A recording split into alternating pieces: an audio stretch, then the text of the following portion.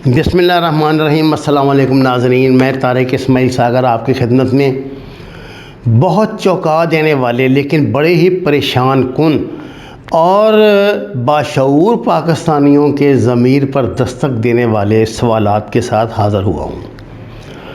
नाज़रीन कराम, आप जानते हैं मैंने कारगिल की जंग पे अपनी किताब कारगिल क्राइसिस लिखी। फिर मैंने इस पर नावल लिखा हैदरान में मैंने पेश लफ्ज़ में लिखा था कि इस नावल का हर किरदार, हर वाक़ा, टाइमिंग 100% दुरुस्त है और अल्हम्दुलिल्लाह आज तक कोई उसे चैलेंज नहीं कर सका। मैंने वो सारे वाक़यात इंडियन जो बैटल अकाउंट है उसकी बुनियाद पे लिखे थे। मैंने किसी जगह किसी पाकिस्तानी जर्नैल की बात का, किसी पाकिस्तानी किताब का हवाला नहीं दिया। ये कारगिल मेरे लिए हमेशा से बहुत अहम सब्जेक्ट रहा है, क्योंकि एक बात कही जाती है कि अगर 24 घंटे हम वहाँ स्टे कर लेते ना, जिस तरह हम कारगिल द्रास रोड के सर पे बैठ गए थे, तो श्रीनगर पाकिस्तान के कदमों के तले आ जाता और ये टंटा ही ख़त्म हो जाता। इस हवाले से तो बहुत बहस हुई और ये जो है पटवार खाना, इन्होंने बड़ा ही कंजर खाना किया कि जनाब ये हमें बताए बगैर कर दिया था, ये कर दिया था, वाजपेयी पाकिस्तान आया हुआ था, इन्होंने धोखा किया फ़ौज ने, फलाना टिमका। अल्लाह का ये बड़ा ही आसान है, ये अल्लाह का वादा है। वो कहता है कि मैं इंसान की असलियत दुनिया पे ज़ाहिर किए बगैर उसे दुनिया से उठाता नहीं हूँ। ये हदीस मैंने कई उलमाए किराम से सुनी है, जिन्होंने मुझे जो बताते हैं कि अल्लाह का ये वादा है कि जिस बंदे का जो असली रूप है ना, मैं दुनिया को दिखाने के बाद फिर उसको दुनिया से उठाऊंगा। और अल्हम्दुलिल्लाह आज अल्लाह ने दिखा दिया। नाज़रीन कराम, शक्ति सेना बहुत मशहूर डिप्लोमेट हैं। ये प्राइवेट सेक्रेटरी थे असल में अटल बिहारी वाजपेयी के। अटल बिहारी वाजपेयी भी इसके बीजेपी के थे सदर, बीजेपी के प्राइम मिनिस्टर थे इंडिया के, और इनके मियां नवाज शरीफ साहब के साथ खुसूसी ताल्लुकात थे। शक्ति सिन्हा ने अभी एक किताब लिखी है जिसका नाम है वाजपेयी। एक्चुअली मैंने कल के डॉन में के बैक पेज पे ना एक इस हवाले से ख़बर देखी थी। अब जुस्तजू हुई तो ज़ाहिर है हम गरीब आदमी हैं, यहीं टकरे मारेंगे इस पे जो मुख्तलिफ सर्च इंजन है इंडिया के, पाकिस्तान, इंडिया के और इंटरनेशनल। कुछ पाकिस्तान के उनको तो तौफीक ही नहीं हुई ना अभी इस बात की। उनका पढ़ना पाकिस्तानियों का मसला है ही नहीं। अच्छा जी, खैर मैंने जो मालूमात अब तक मुझे इस हवाले से मिली हैं वो मैं आपकी खिदमत में पेश कर रहा हूँ। सबसे पहली बात ये कहते हैं जी नवाज शरीफ के मुझे बताया नहीं था, मेरे बताया बगैर कर दिया, ये कर दिया, वो कर दिया। सब शक्ति सिन्हा लिखता है कि मई ता जुलाई 1999 ये वो पीरियड है जिसमें ये जंग हो रही है। इस दौरान उसने कहा कि 5 मरतबा नवाज शरीफ और वाजपेयी के दरमियान बातचीत हुई, जिसमें नवाज शरीफ ने वाजपेयी को अपने बहुत से तहफ़्फ़ुज़ात से आगाह किया। कहते हैं ये एक किताब के वाक़यात आपको सुना रहा हूँ। द्रोग बर गर्दने रावी जनाबे वाला ख़ास तो अच्छा। दूसरा जो डिप्लोमेट इसमें बड़ा अहम किरदार अदा कर रहा है ना अजीत, वह विवेक काजू और अरविंद देव, ये उस वक़्त रा का चीफ था। ये 3 करैक्टर हैं जो मियां नवाज शरीफ से इन टच थे। नवाज शरीफ ने अपने जब घर में ये मौजूद थे, ये बैकडोर डिप्लोमेसी के लिए जब मिश्रा इनके पास आया, आर के मिश्रा, तो उसको ये ना उठाकर अपने लॉन में ले गया कि आइए बात करते हैं बाहर।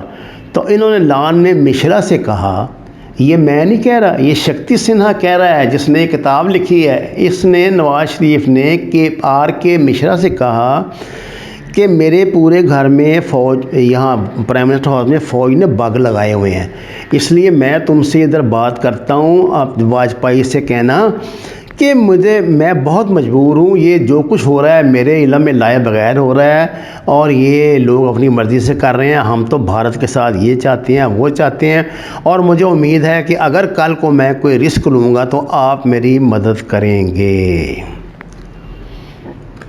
इस जंग के हवाले से दूसरी बड़ी अहम बात ये थी, एक टेलीफोनिक गुफ्तगू थी जो उस दौर के जो थे चीफ़ ऑफ आर्मी स्टाफ और वो जो जनरल अजीज़ थे, डायरेक्टर जनरल जो दूसरे होते हैं, इनकी एक गुफ्तगू हुई थी इसके हवाले से। इंडिया ने बड़ा शोर डाला कि जी इस गुफ्तगू को हमने रिकॉर्ड कर लिया, ये टेप हमने बना लिया। उसके बाद जनाब उन्होंने ये टेप जो है ना इसको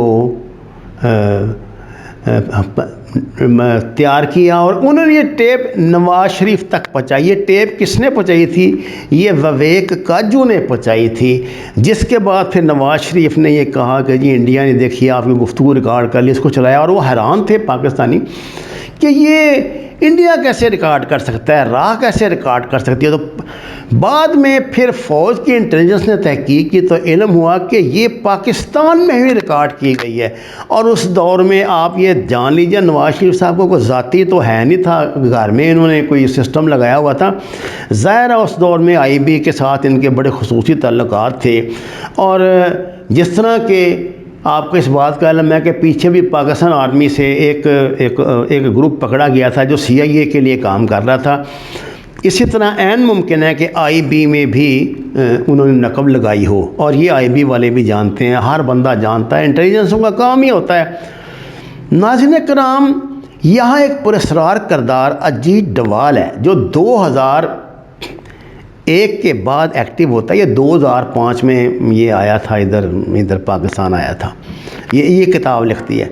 अजीत डवाल वो बंदा है जनाब कि जब कंधार में ये 1999 में जहाज़ लेकर गए हैं ना, वो जो ये श्रीलंका से अगवा किया था इंडियन एयरलाइन का जहाज़, तो उसकी गुफ्तगू के लिए अजीत डवाल आया था वहाँ पे इंडिया की तरफ से। और कहा जाता है कि ये जो बयान दिया था ना मुशाहिदुल्लाह ने, सेनेटर ने, उस पर BBC पे जिसने इंटरव्यू दिया था कि हमारे पास तो बड़ी रिकॉर्डिंग अभी महफूज हैं, और ये जो धमकी लगाती है ना हर बात में, ये मोहतरमा जो है मरीम नवाज़ कि हम वो कर देंगे आउट, ये कर देंगे, वो कर देंगे, वो गुफ्तगू असल में इन्होंने अपने घर में रिकॉर्ड नहीं की। ये देखिए सीक्रेट गुफ्तगू फ़ौज के दरमियान तो रोज़ाना जर्नैलों की आपस में बातें होती हैं। ये रिकॉर्ड राह ने की है। राह ने अपने पाकिस्तान में मौजूद सोर्सेस के ज़रिए रिकॉर्ड की है, जो अब पाकिस्तान का साबिक 2 मरतबा रहने वाला वज़ीर आज़म जो 3री मरतबा के लिए तैयारी कर रहा था, ये अब दुनिया को ये बताएगा कि जी ये अब इसको एज ब्लैक मेलिंग टूल इस्तेमाल कर रहा है।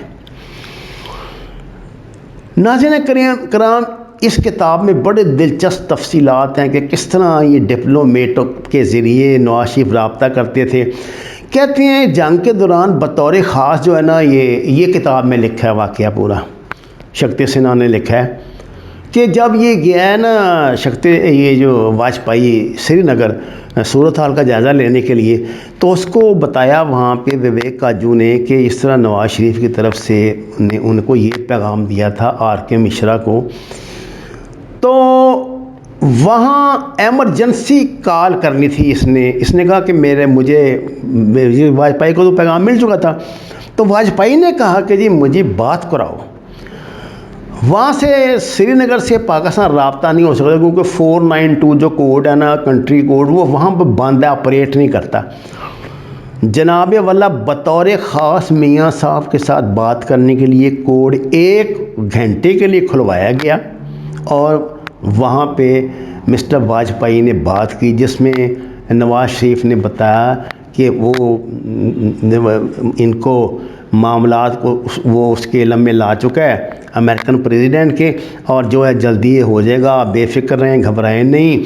और ये जो आप कह रहे हैं कि दहशतगर्दी हो रही है, तो मैं ये दहशतगर्दी ख़त्म करा दूँगा। दहशतगर्दी ये हो रही थी कि ये द्रास कारगिल के ऊपर पहुंच गए थे। बहुत कुर्बानियाँ देने के बाद ना, जो पाकिस्तानी, जो आप सो कॉल्ड आप इनको मुजाहिदीन कह लें, पाकिस्तानी SSG कह लें, जो भी कह लें, ये पहुंच गए थे। 24 घंटे नाज़रीन हमने होल्ड करना था तो मामला तय हो जाते और हमें इस मुस्तकिल अज़ाब से निजात मिल जाती है। श्रीनगर वाले से रास्ता कट जाता है इनका, ये पीछे से इसका सियाचन का, और पाकिस्तान एक ऐसी पोजीशन में आ जाता कि क्या बात है। पर नहीं, अल्लाह को नहीं मंजूर था और ऐसे गद्दार हमारे अंदर मौजूद थे। ये जो मैंने आपको बातें बताई, अगर किसी को बहुत शौक़ हो तो वह जितना हो सकता है ढूंढ ढांड के शक्ति सिन्हा की किताब तो अवेलेबल है, किताब पढ़ ले। इसके कुछ नोट्स इस वक्त मौजूद हैं, वहाँ से देख ले जहाँ से मैंने देखी हैं, आपको पता लग जाएगा। आज वो रिकॉर्डिंगें पाकिस्तान के ख़िलाफ़ इस्तेमाल हो रही हैं, जिनका हवाला मुशाहिदुल्लाह, सेनेटर मुशाहिदुल्लाह ने BBC को लीक किया था। उसने बताया था कि हम ये काम करते, हमारे पास इनकी रिकॉर्डिंग मौजूद है जर्नैलों की, जिसमें इन्होंने ये कहा है, वो कहा है। मैं बतौर पाकिस्तानी अपील करता हूँ पाकिस्तान के चीफ़ जस्टिस से कि वो क्या इन बातों की इतनी अहमियत नहीं है कि इनका नोटिस लिया जाए। पाकिस्तानी आर्मी चीफ़ से, पाकिस्तानी DGISI से मैं भी अपील करता हूँ। जैसे समी इब्राहिम ने, मैंने सुना है कि यही बात कही है समी इब्राहिम साहब ने, अल्लाह ताला उनके दर्जात में इजाफ़ा करे। शायद उन्होंने मुझसे पहले इस पर कोई प्रोग्राम भी किया है, तो उन्होंने भी ये अपील किया कि आखिर कौन जो है वो इन बातों की असलियत को बेनकाब करेगा। और ये जो ख़तरनाक साजिश पाकिस्तान के अवाम को बेवकूफ़ बना के पाकिस्तानी फ़ौज के ख़िलाफ़ की जा रही है, इसका कच्चा छट्टा कैसे होगा। खुदा के लिए इन मामलात को सियासत की भेंट ना चढ़ाएं, कौम को बताएं असलियत क्या है, कौम को बताएं कि जनरल मुशर्रफ के जहाज़ को क्यों इंडिया की तरफ भेजा गया था। मैं किसी अगले नशिस्त में नहीं तो इस किताब के हवाले से आपको बता दूंगा कि प्रोग्राम क्या था। वमा अलैना इल्लल बलागुल मुबीन। दरख्वास्त है कुरान और नमाज से हिदायत हासिल करें, हमारे चैनल को सब्सक्राइब करें, लाइक्स दें और सच के सफ़र में हमारा साथ दें। आपका बहुत शुक्रिया।